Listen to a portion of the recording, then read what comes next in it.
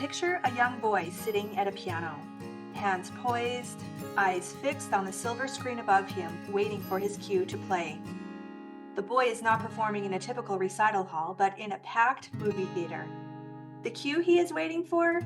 Charlie Chaplin, a convict on the run who has buried himself in the sand.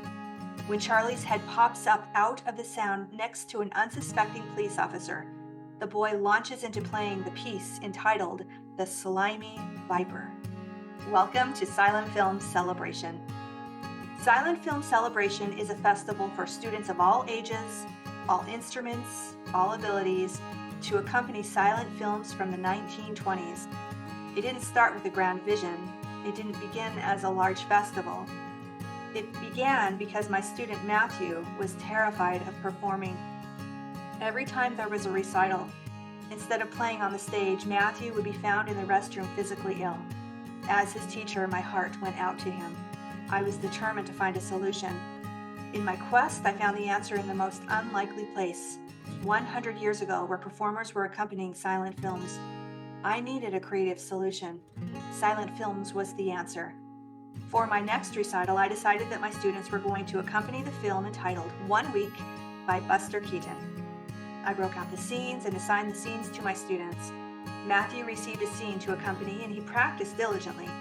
I also practiced his music because if he wasn't able to perform, I would need to play in his place. But something incredible happened that day. At the recital, I observed Matthew and he seemed more at ease. Instead of focusing on the audience, he was focusing on the film.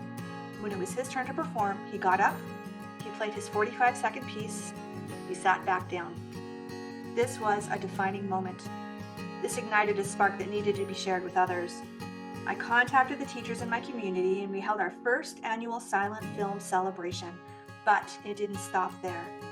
Over the past 8 years, I have continued to share this experience with teachers, and thousands of students have now participated in these events. The silent film celebration traveled across the world. I embarked on my own journey in search of films and historical music. During one of my trips, I went to the Library of Congress where I dove into the archives and found a treasure trove of forgotten films and music. I brought these treasures back and turned Silent Film Celebration into a nonprofit organization. This journey started as a small recital in my home studio to support Matthew, who was crippled by fear. It turned into a local festival in my hometown and has now expanded across North America and beyond. From this experience, I have learned that when we use the arts to support one another, we can create something that is profoundly meaningful, timeless, and brings joy to the world.